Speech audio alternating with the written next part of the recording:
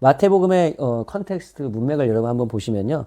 마태복음의 저자는 많은 신학자들이 사도 마태라고 증언을 하고 있습니다.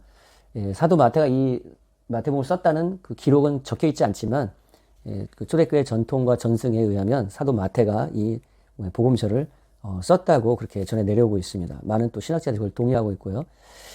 그리고 이 사도 마태가 마태복음을 썼을 때 이 당시의 상황은 AD 80년경에 AD 70년도에 성전이 파괴가 되죠. 예수님이 마태복음 24장에 예언했던 대로 성전이 파괴가 되고 그 이후에 유대인들과 그리고 유대 배경의 그리스도인들은 같이 이제 회당에서 성전이 없으니까 회당에서 같이 모임을 같이 해왔었어요. 그런데 AD 80년경이 되면은 이 회당에서 유대 배경의 그리스도인들은 이제 쫓겨나게 됩니다.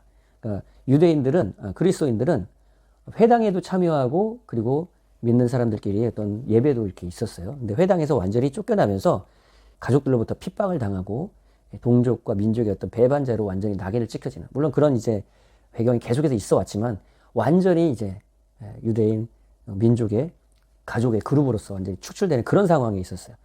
그러한 유대 배경의 그리스도인들에게 마태는 첫 번째, 예수가 우리가 기다렸던 메시아라는 것을 확실하게 증거해야 될 필요가 있었고, 왜 우리가 예수를 믿어야 하는지, 우리 유대 배경의 그리스도인들이 왜 유대교로 돌아가지 말고 예수를 끝까지 믿어야 하는지를 설명해야 될 필요가 있었다는 겁니다. 히브리서 기자의 배경과 좀 유사한 상황에 있었던 것이죠. 1차적으로는 유대 배경을 가지고 있는 그리스도인들에게 이 복음을 썼기 때문에 여러분 이제 쭉 보시게 되면 천국이라고 하는 표현이 이제 계속 나오게 되죠.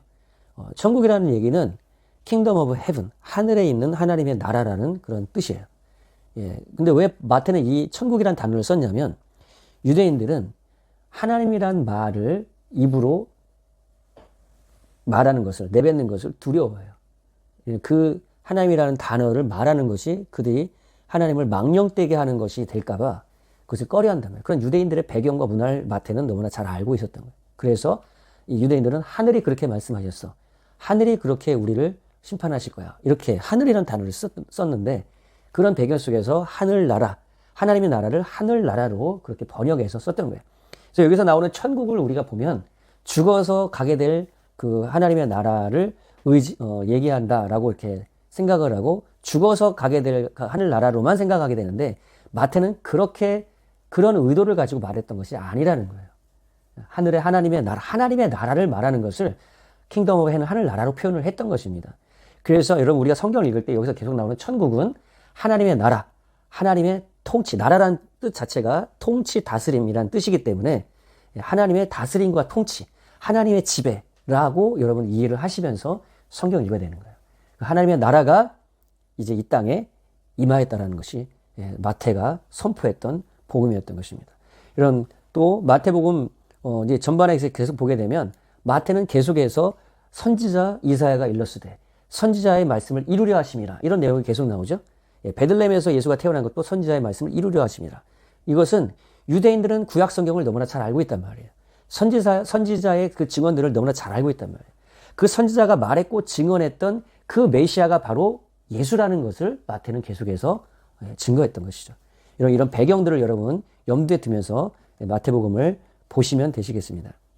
마태복음의 전체 구성을 보시면요.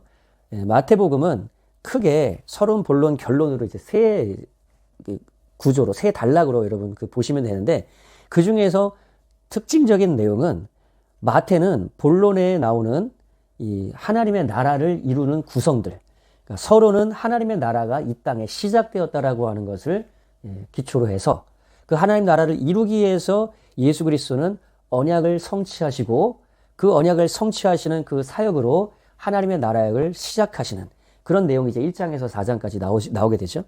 근데 그 하나님의 나라의 특성을, 하나님의 나라의 특징을 크게 5가지로 그렇게 단락을 구분을 해서 설명을 했어요. 5가지의 블록으로 이 하나님 나라의 티칭을 주신 이유가 뭐냐면 마태는 유대인들을 향한 이 복음서를 쓰기 위해서 모세오경의 스타일과 구조를 사용해서 예수 그리스도의 복음, 하나님 나라의 복음을 설명하고자 했던 겁니다.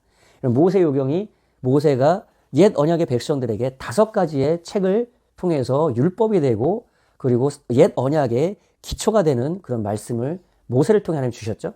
네, 그 새 언약의 중보자로 오신 율법은 모세를 통해서 왔고 그리고 새 언약의 복음은 예수 그리스도를 통해서 왔단 말이에요.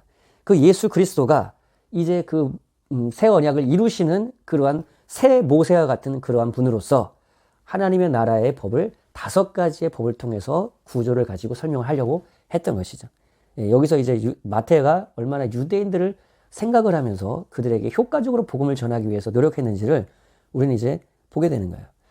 그래서 하나님 나라의 삶에 대해서, 하나님 나라의 라이프 스타일에 대해서, 그리고 선교, 성장, 공동체, 미래에 대해서 이게 5가지 블록으로 설명을 하고 마지막에 결론에 이르러서 26장에서 28장까지는 십자가와 부활을 통해서 하나님의 나라가 이제 하나님 나라를 이 땅에 이루셨다.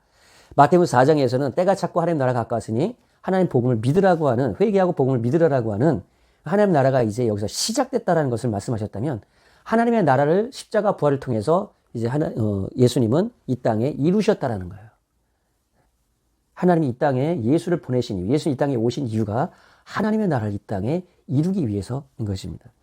이런 전체의 구조를 여러분 이해하시면서 제가 이렇게 해나가는 이유가 여러분 성경을 여러분이 읽으실 때 조금이나마 도움이 되시라고 이런 성경의 배경과 구조와 그리고 키포인트들을 여러분들에게 나눠드리는 겁니다.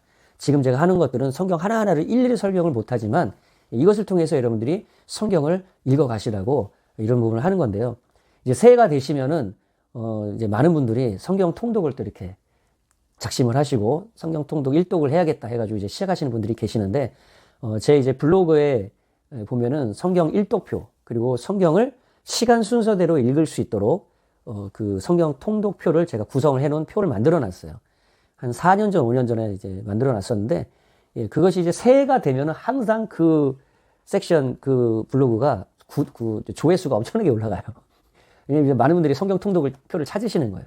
그 중에서도 시간 흐름으로 이렇게 되어진 것을 이제 제가 구성을 해놨으니까 여러분 그걸 통해서 새해에는 성경을 한번 쭉 읽어가셨으면 좋겠고요. 지금 제가 이제 바이블 프로젝트를 해나가는 이 이유도 블로그의 내용도 있지만은 이 성경의 내용 설명을 통해서 여러분이 성경을 읽을 때 조금이나마 도움이 되는 이제 그런 부분을 위해서 하는 건데요.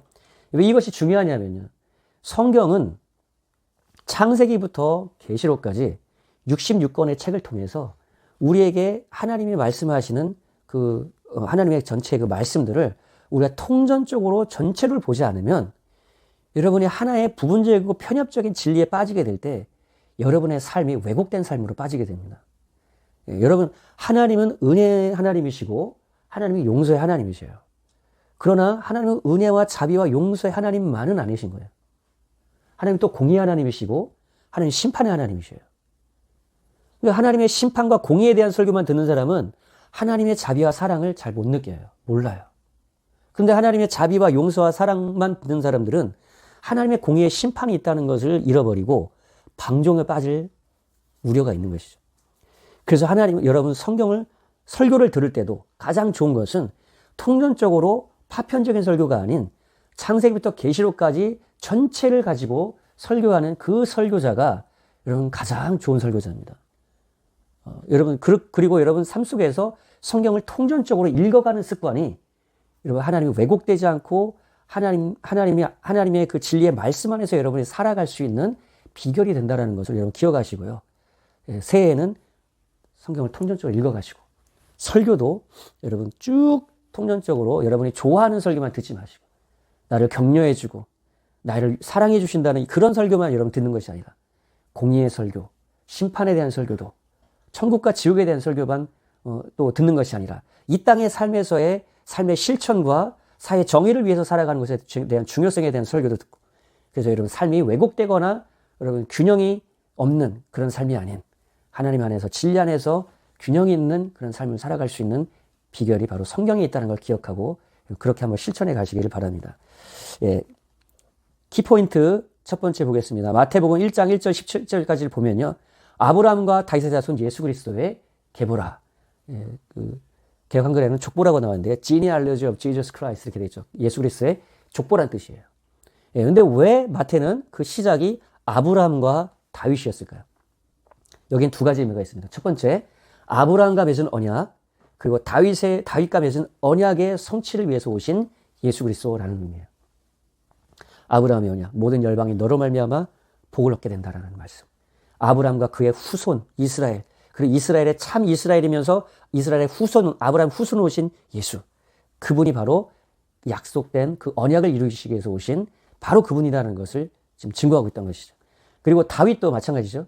다윗을 통해서 다윗의 그 후손이 다윗의 그 후손을 통해서 이스라엘의 왕위가 이스라엘의 보좌가 영원할 거라고 얘기하셨죠. 그 말씀을 성취하기 위해서 오신 바로 그분이 바로 예수 그리스도라는 것이죠. 그리고 이 족보가 지금 이제 14대, 14대, 14대라는 그런 이제 14대의 새 분류를 통해서 예수 그리스도가 오신 그 족보를 이제 의도적으로 마태가 구성을 해놨는데요. 이것은 무슨 얘기냐면은 첫 번째로는 이 족보를 보면은 유대인들은 이스라엘의 자신들의 역사를 그대로 알게 돼요. 우리의 조상 아브라함으로부터 다윗에 이르기까지 그리고 예수에 이르기까지의 그 역사 속에서 하나님이 어떻게 언약을 맺으시고 그 언약을 이루고 그들을 구원하고 회복시키기 위해서 예수께서 오셨다라는 것을 그들은 한 번에 이해할 수가 있었단 말이죠. 우리가 그래서 족보를 중요하게 여기는 이유가 또 그거잖아요. 우리 역사를 이해하잖아요. 우리의 정체성을 이해하잖아요. 예, 그래서 역대 상하도 저자가 이스라엘 백성들의 포로에서 돌아오는 이스라엘 백성들을 위해서 족보를 기록해놨죠. 그래서 여러분 성경의 족보를 보면 계속 누가 낳고 이런 걸 보지? 라고 하는 것이 아니라 족보를 통해서 그들의 역사를 이해하게 되는 것이에요. 그런데 왜 14냐? 이것은 마태가 다윗이라고 하는 여러분 그 단어를 보면요. 다윗의 그 단어가 달렛, 와우, 달렛이라고 하는 이 세 단어가 다윗의 그 문자인데 단어인데 그것을 합치면은 그 히브리어의 알파벳은 그 숫자의 의미가 있어요. 숫자 음가가 있어요. 그래서 그 숫자를 더하면 14라는 단어가 숫자가 나오게 됩니다. 그래서 14대를 통해서 마태는 계속해서 다윗을 지금 또 얘기하고 있는 거예요. 왜냐하면 메시아가 바로 다윗의 후손으로 오신다는 것을 그들은 너무나 잘 알고 있었고 다윗의 후손으로 오셔서 이스라엘 백성들을 다윗의 그 왕국의 시대, 영광의 시대를 그 메시아가 회복시킬 것이라는 것을 그들은 간절히 기다리고 소망하고 있었단 말이에요. 그 우리가 기다리고 있었던 로마의 압제 속에서 그전에는 헬라 제국의 압제, 바벨론, 페르시 압제 속에서 지금 우리가 기다리던 그 메시아가 바로 다윗의 후손으로 오셔서 그 다윗의 나라를 회복시킬 것인데 그가 바로 예수 그리스도다라는 것을 마태는 선포하고 있었던 것입니다. 그 예수 그리스도께서 이 땅에 오셔서 시작하신 일이 무엇이냐? 마태복음 4장 17절에 보면 예수께서 비로소 전파하여 이르시되 회개하라 천국이 가까웠느니라. 이 전구절에 보면 우리가 성경 오늘 읽은 대로 흑암에 비친 백성들, 흑암 가운데 있었던 이스라엘 백성들, 그들이 로마의 포로와 압제 속에서 있었잖아요. 종살이하고 있었잖아요. 그들의 억압 속에서 억눌린 삶을 살고 있었잖아요. 그러한 흑암 가운데 있는 백성들에게 빛을 비추기 위해서 오신 그 예수님이 이 땅에 무엇을 이루시냐? 하나님의 나라를 이루시기 위해서 이 땅에 오셨다는 겁니다. 그 하나님 나라가 가까이 왔다. 하나님의 나라의 그 통치와 다스림이 이 땅에 왔는데 그 다스림과 통치에 들어올 수 있는 길은 회개하라는 겁니다.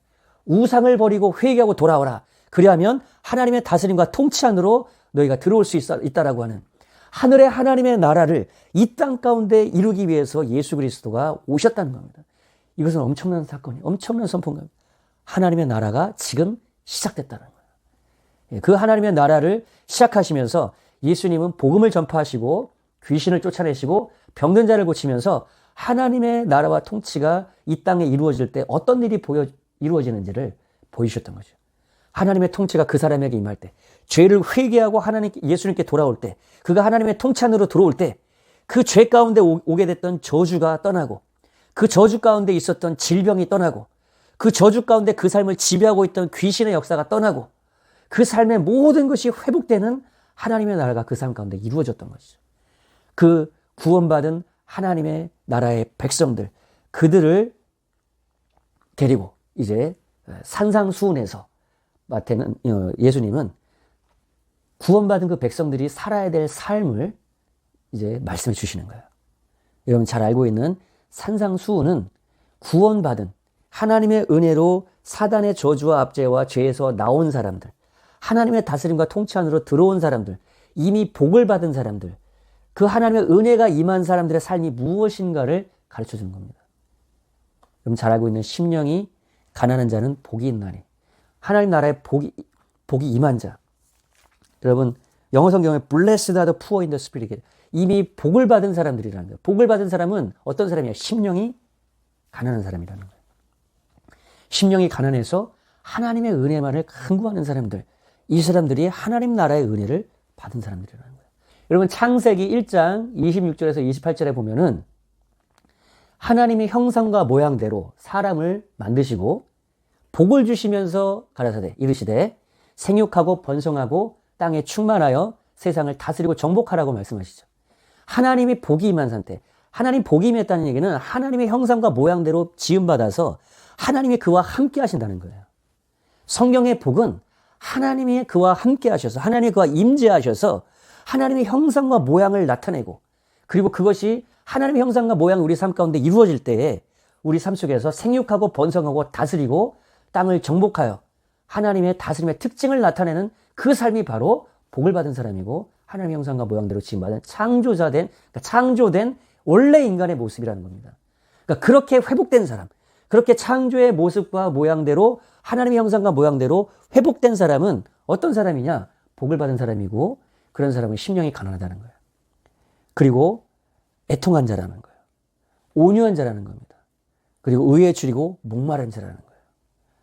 그리고 긍휼히 여기는 자, 마음이 청결한 자, 화평케 하는 자, 의를 위하여 핍박받는 자라는 겁니다. 그렇게 돼서 구원의 은혜를 받아야 된다는 그런 의미가 아니에요. 복을 받은 자는 이런 사람이라는 거예요. 그것이 바로 세상에 빛이 되고 소금이 되는 하나님의 새 언약의 백성들이라는 겁니다. 예수님이 그 뒤에 말씀하신 대로 소금이 소금의 맛을 잃어버리면 무엇에 쓸 데가 있겠느냐? 버려져서 밟혀질 뿐이라고 하는 얘기는 뭐냐면, 새 언약의 하나님의 백성들은 이러한 하나님의 특성을, 삶을 나타내는 그런 맛이 있다라는 거예요. 심령이 가난한 거, 애통하는 자, 온유한 자, 의를 위하여 핍박받는 자, 이러한 삶의 특징이 바로 소금의 맛이라는 겁니다. 그것이 하나님 나라의 특성을 나타내는 빛이라는 거예요. 그러한 빛이 우리 삶 속에 나타나게 될 때, 그러한 소금의 하나님 나라의 특성의 맛이 나타나게 될 때, 이 세상 어두운 사람들이 빛을 보게 되고, 그럴 때 하나님 아버지께 영광이 된다는 겁니다. 이같이 너희 빛이 사람 앞에 비치게 하여 그들로 너희 착한 행실을 보고, 여러분 이러한 삶의 특성이 나타나게 되면, 여러분 삶 속에 그런 성품이 임하게 되면 어떻게 되겠습니까? 착한 행실을 행하게 되는 거예요. 그래서 여러분, 캐릭터, 성품은 하나님의 나라의 백성의 아주 본질적이고 중요한 특성인 겁니다. 하나님에 속한 사람들, 하나님의 나라 안으로 들어와 구원받은 백성들은 하나님적 성품이 나타나게 돼 있어요. 물론 초신자 때, 이제 막 구원받은 새신자 때는 이러한 특성이 잘 나타나지 않을 수도 있습니다. 그러나 그것이 적을지라도 하나님적 성품과 그 특징은 반드시 있다는 거예요. 예수님은 그것을 말하는 겁니다. 그렇게 해서 여러분, 성품, 심령이 가난하고 온유한 성품. 온유하다는 것이 뭡니까? 거칠지 않은 마음이에요. 모세가 구약 성경에서 지상에서 어떤 사람보다 온유한 사람이었다고 기록을 하잖아요. 거칠지 않다는 얘기예요. 그 사람이 대적을 하고 이스라엘 백성들이 모욕을 하고 대적을 하고 할지라도 거기에 맞서서 막 싸우지 않는단 말이에요. 그것이 온유한 거예요. 나에게 욕한다고 해서 나도 맞서서 욕하지 않는단 말이에요. 오른뺨을 때려친다고 해서 그 사람의 부딪혀서 그 사람들의 오른뺨을 되치는 그런 삶을 살지 아니하고, 오른뺨을 내려치면 왼뺨을 돌려줄 수 있는 그러한 자가 바로 온유한 사람이라는 거예요. 여러분, 하나님의 나라의 특성, 우리 안에 임한 하나님적 성품, 하나님의 형상과 모양, 그 성품이 우리가 안에 있어야 됩니다. 사도 바울도 얘기하잖아요. 성령의 9가지 열매를 얘기하면서 사랑과 온유로부터 시작해서 이런 절제에 이르기까지 성령의 9가지 열매 모두 다 그것은 하나님적 성품이에요. 성령님이 우리 안에 임하시면, 하나님의 나라가 우리 가운데 임하면 그런 하나님의 성품이 성령으로 말미암아 우리 가운데서 나타나고 자라나게 된다는 겁니다. 여러분, 새해 2025년도에는 하나님의 그 성품이, 성령의 열매가 충만하게 맺혀져서 여러분, 그 성품에서 나오는 착한 행실, 성품에서 나오는 하나님적 그런 성품의 그 행동들을 통하여 그 주변에 여러분 많은 사람들이 그 하나님의 빛을 보고, 여러분을 통해서 임한 그 하나님의 빛을 보고, 하나님의 영광을 보고 하나님께 돌아온 그런 역사가 있기를 주님의 이름으로 축원합니다. 이스라엘 백성들이 사명이 바로 그것이었어요. 이스라엘 백성들을 열방의 빛으로 불렀다고 했죠. 세상의 모든 중심, 세상의 가장 중심의 땅에, 그 약속의 땅에 이스라엘 백성들을 부르시고 거기서 열방의 빛으로 이 율법을 통해서 나타나는 하나님적 특성을 이스라엘 백성들을 나타내므로 주변의 수많은 민족의 사람들이 하나님께 돌아오도록 하는 것이 이스라엘의 사명이었는데, 이제 이스라엘 백성들과 새 언약을 맺은 이러한 교회 공동체, 새 언약의 공동체, 이스라엘의 그 맺었던 옛 언약을 갱신해서 새롭게 언약을 맺은 이스라엘의 새로운 언약의 공동체, 그 교회는 똑같이 열방의 빛으로, 세상의 빛으로 이런 하나님적 성품과 특성을 나타내야 된다는 것이, 그것이 교회의 사명이라는 것이, 그것이 교회의 삶이라는 것을 산상수훈을 통해서 말씀하셨던 겁니다. 그리고 나서 산상수훈을 통해서 또 한 가지 말씀하시는 것은 이 언약의 성취 예수 그리스도는 마태복음 5장 10절, 17절, 18절에 말씀하신 대로 내가 율법이나 선제를 폐하러 온 줄로 생각지 말라. 폐하러 온 것이 아니요 완전하게 하려 함이라. 진실로 너희에게 이르노니 천지가 없어지기 전에는 율법의 1.1획도 결코 없어지지 아니하고 다 이루리라. 이 말씀에 대한 자세한 그 설명은 제가 율법주의 다른 복음이라고 하는 그런 이제 강의를 통해서 여러분의 설명을 자세히 드렸습니다. 거기 이제 한번 보시고요. 예수 그리스도는 산상수훈 속에서 산상수훈을 말하고 있는 그런 가운데서 이 말씀을 하신 거예요. 새 언약의 백성인 교회, 공동체, 구원받은 하나님의 백성들에게 예수님은 율법이나 선지자, 구약 성경에 나타나 있는 율법과 선지를 통해서 말씀하셨던 그 언약을 완성하기 위해서 이 땅에 오셨다는 겁니다. 아브라함의 언약, 그리고 모세를 통해서 맞은 옛 언약, 시내산 언약, 그리고 다윗과 맺은 언약, 새 언약, 이 모든 언약들을, 구약 성경에 말씀된 약속들을, 언약을 완성하기 위해서, 그것은 이스라엘 백성들과 맺은 언약들은 온전하지 못한 언약이었어요. 그 약속을 이룰 그 메시아, 그 완성하실 그 날들을 그들은 기다리고 있었단 말이에요. 그 모든 언약을 완성하기 위해서 예수님은 오셨다는 겁니다. 다 이루리라고 하는 이 단어가 텔레오라고 하는 완성하다는 뜻이에요. 완전하게 하다는 뜻이에요. 그래서 여러분, 완전하게 하신 그 예수 그리스도 안에서 여러분, 우리는 완벽한 그분의 의와 거룩함을 입을 수 있는 것입니다. 율법과 복음, 그것의 차이. 예수 그리스도는 우리에게 완전한 의와 거룩을 주시는 분이라는 거예요. 율법이 온전하게 이루지 못했던 그 의로움과 거룩한 삶을 예수 그리스도 안에서 완전하게 이루셨다라는 거예요. 그 율법을 그들이 옛 언약을 지키지 못함으로 인해서 오게 됐던 저주를 예수님이 담당하심으로 죄와 저주에서 그들이 속량받고 구원받게 하셨을 뿐만 아니라 예수 그리스도 안에서 그분의 완벽한 의와 거룩을 우리에게 주심으로, 예수 안에서 의와 거룩함에 참여할 수 있게 하심으로 예수 그리스도를 통해서 우리가 완벽하신 의와 거룩함을 이루게 된다는 겁니다. 율법이 요구하는 바 의와 거룩을 예수께서 완성시키시고 우리에게 이루셨다는 거예요. 그래서 우리는 예수 그리스도를 통해서, 예수 그리스도 안에서 그분의 의와 거룩함이 되는 것입니다. 이것이 옛 언약 율법과 새 언약 복음의 아주 극명한 차이라는 거예요. 예수님을 통해서 나타나는 그 하나님의 나라와 하나님 나라의 특징들을 이제 보게 되는 내용이 8장, 9장이 이제 펼쳐져요. 예수님은 하늘 왕으로서 이 땅에 언약을 완성하기 위해서 오신 그분인데, 그분이 가는 곳마다 하나님 나라의 특징이 나타나고 하나님적 성품이 예수를 통해서 나타나는 것을 그들은 봤던 거예요. 그래서 예수님이 오자마자 문둥병자를 고치는 그런 내용이 나오죠. 문둥병은 뭡니까? 율법에 의하면 그것은 저주예요. 저주의 가운데서 있었던 그들을 문둥병자를 회복시키고 치유하는 그런 내용이 나오죠. 하나님의 나라는 저주를 몰아내고 하나님의 나라 안에서 그들을 회복하게 하는 능력이 있는 나라라는 거예요. 그리고 백부장 얘기가 나오죠. 예수 그리스도는 하늘의 왕으로서 그가 말하는 그 말을 통해서 질병이 그가 가지도 않았는데 백부장이 그 믿음을 통해서 예수님 우리 집안에 오는 것을 저는 감당치 못합니다. 말씀으로만 하십시오. 예수님이 말씀하시자마자 그 시에 백부장의 아들이 치유되는 역사가 일어나게 되죠.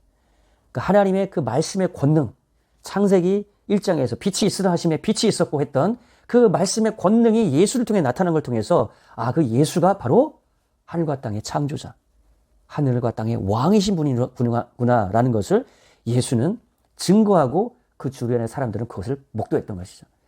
그리고 나서 그렇게 해서 하나님 나라의 능력과 권세를 보이신 그 예수님이 제자들을 이제 파송하는 그런 내용이 나오게 됩니다.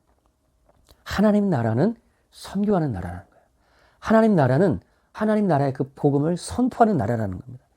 마태복음 10장 1절에서 8절까지를 여러분 요약해서 보면요. 예수께서 그의 12 제자를 부르사 더러운 귀신을 쫓아내며 모든 병과 모든 약한 것을 고치는 권능을 주시니라. 전파하여 말하되 천국이 가까웠다 하고 병든 자를 고치며 죽은 자를 살리며 나병한 자를 깨끗하게 하며 귀신을 쫓아내되 너희가 거저받았으니 거저주라. 하나님의 나라의 그 권능, 여기서 말하는 것은 하나님의 나라는 능력의 나라라는 거예요.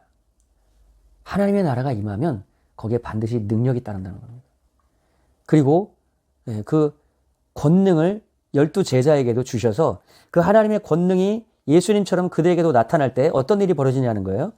귀신이 나간다는 거예요. 귀신이 쫓아난다는 거예요. 하나님 나라가 임하면 거기에 더러운 귀신이 있을 수가 없다는 얘기예요. 하나님의 나라가 임하면 병이 거기에 있을 수 없다는 거예요. 하나님의 나라가 임하면 약한 것, 우리의 모든 연약한 것들이 치유되고 회복된다는 거예요. 여러분 그 하나님의 나라를 간절히 여러분 사모하시기 바랍니다. 그 하나님의 나라를 지금 우리가 죽어서 그 하나님의 나라를 경험하는 것이 아니라 그 하나님의 나라의 통치를 예수님이 이 땅에 가지고 오셨다는 겁니다. 하나님의 나라가 지금 여기에 임했다는 거예요. 그것이 우리의 복음이라는 겁니다. 하나님의 다스림과 통치가 여기 임했으니 회개하고 그 하나님의 나라, 천국이 가까웠다. 하나님의 나라가 여기 가까워 있으니 그 하나님의 나라를 믿고 하나님 나라에 들어오기 위해서 예수를 나의 구세주로 왕으로 믿고 영접하고 그분께 삶을 드리면 그분과 연합하는 침례를 이루면 병든 자 고침받고 죽은 자가 살아나고 나병한 자가 깨끗하고 귀신이 떠내는 그런 능력이 여러분들 삶에 임한다라는 것이 바로 예수님이 제자들에게 말씀해 주신 복음이었다는 거예요. 우리도 이러한 복음을 전해야 되는 것이죠. 그래서 사도행전 1장에 성령이 임하시면 권능을 받고 예루살렘, 유대, 사마리아 땅끝까지 이 복음을, 이 하나님의 나라를 선포하라는 것이죠. 우리가 그것을 할 수가 없기 때문에 하나님은 성령을 우리에게 주셔서 그러한 권능으로, 성령의 권능으로 이 하나님 나라를, 예수의 복음을 증거하라는 겁니다. 이것이 예수님이 전했던 복음이에요. 그리고 하나님의 나라는 성장하는 나라라는 거예요. 하나님 나라의 특성은 성장한다는 거예요. 거기 보면은 씨 뿌린 자의 비유가 첫 번째 나오죠. 길가밭, 돌밭, 가시떨기밭, 좋은밭.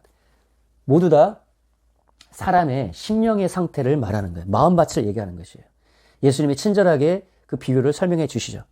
여러분 성경에 나오는 비유는 성경 자체가 그것을 설명해 줍니다. 신천지처럼 여러분 모든 성경을 비유로 풀어서는 안 돼요. 그러나 이 씨 뿌리는 자는 그것은 비유로 말씀하셨기 때문에 그 뒤에 예수님이 친절하게 설명을 해 주셔요. 씨는 복음을, 하나님의 말씀을 의미하죠. 씨 뿌린 자는 하나님을 얘기하고, 그리고 그 씨가 길가밭, 돌밭, 가시떨기밭, 좋은 밭에 떨어지는데 이것은 사람들의 마음밭을 얘기해요. 어떤 사람은 길가밭에 떨어져서 그 말씀이 심령 안에 들어가지 못하고 그 말씀이 떨어지자마자 새가 와서 쪼아먹는다고 하죠. 말씀을 듣자마자 잊어버리는 거예요. 근데 그것이 누가 하는 역사냐? 사단이 하는 역사라는 거예요. 여러분 하나님 말씀을 듣자마자 잃어버리는 것은, 하나님 말씀을 듣고 성전에 나아가면서 잃어버리는 것은 그냥 내가 기억력이 없어서가 아니라 사단의 역사라는 겁니다. 그리고 두 번째 말씀이 돌밭에 떨어지는데 이 땅 안에 들어갔는데 그 안에 돌이 있어요. 돌이 있으니까 그 말씀의 씨앗 뿌리가 깊이 들어가질 못하고 돌밭에 막혀가지고 뿌리가 얇은 거예요. 태풍이 불고 비가 나고 하니까 뿌리채 이 씨앗이 뽑혀서 나간다는 겁니다. 이것은 핍박이 오면 하나님 말씀을 버리고 돌아설 그런 사람을 얘기한다는 거예요. 하나님 말씀을 들을 때 너무나 기쁘고 좋아서 그것을 은혜 받았다고 받아들여.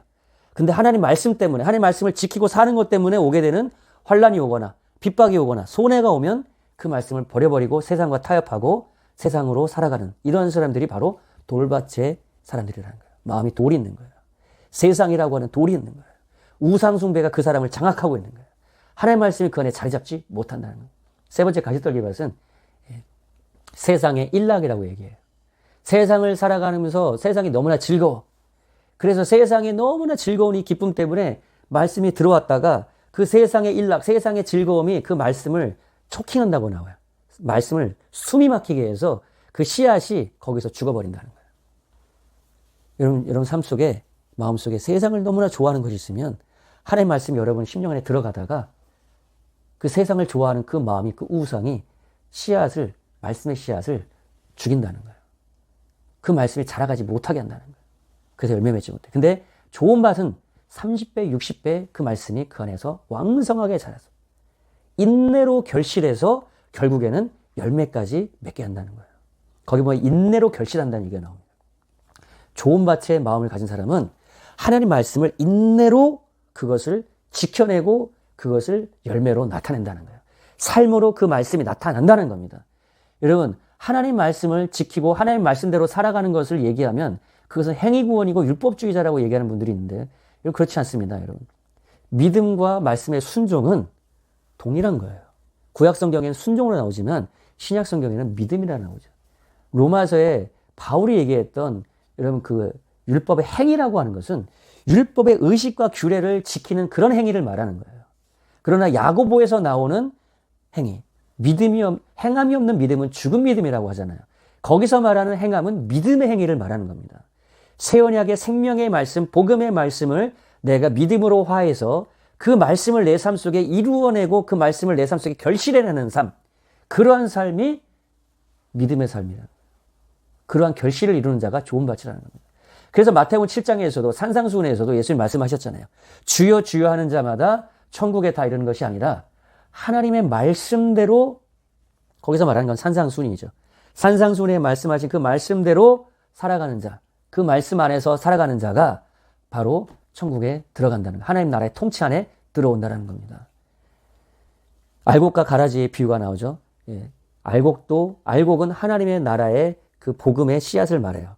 하나님의 나라를 말해요. 하나님 나라도 성장하고, 가라지는 사단의 나라를 말해요. 사단의 나라와 통치도 사람들을 통해서 자라나요.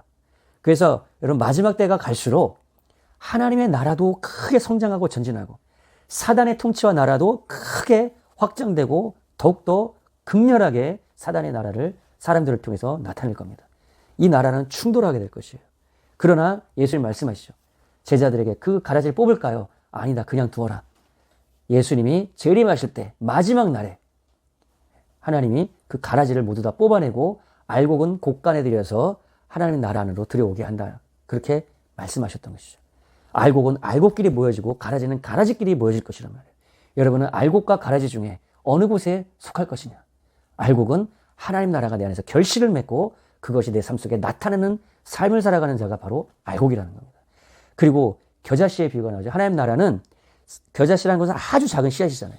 생명이 있어서 겨자씨가 아무리 작지만 그 안에 생명이 있기 때문에 그 하나님 나라는 성장한단 말이에요. 결국에는 새가 깃들고 거기서 새가 거기서 쉬고 열매를 먹는 그런 것처럼 하나님 나라는 생명이 있기 때문에 결국엔 자라서 하나님 나라의 큰 역사를 나타낸다는 거죠. 12제자 12명밖에 되지 않았잖아요. 그리고 성령이 임했던 초대교회 120문도밖에 되지 않았어요. 그러나 지금 기독교인들이 적어도 전 세계에 20% 이상 될 거라고 얘기를 하잖아요. 물론 거듭난 그리스도인들은 그보다 적겠지만 그래도 수억 명에 가까워되는 그런 그리스도인들이 지금 있단 말이에요. 어마어마한 하나님 나라의 성장이 있었죠. 그것이 바로 하나님 나라의 특성이라는 겁니다.